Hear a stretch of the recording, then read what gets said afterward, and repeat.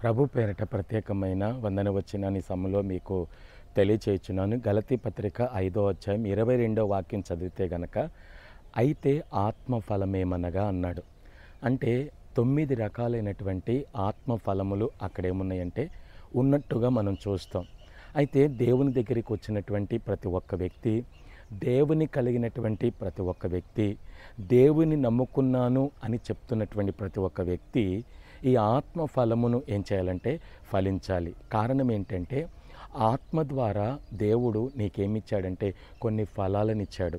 ప్రేమ, సంతోషం, సమాధానం, దీర్ఘశాంతం, దయాళుత్వం, మంచితనం, ఆశా నిగ్రహము అని 9 రకాలైనటువంటి ఫలాలను దేవుడు తన ఆత్మ ద్వారా నీకు దేవుడిచ్చి, నీవు ఈ లోకంలో జీవిస్తున్నప్పుడు ఈ 9 రకాలైనటువంటి ఆత్మ ఫలములను నీవు ఫలించాలని దేవుడు నీకు బోధిస్తున్నాడు.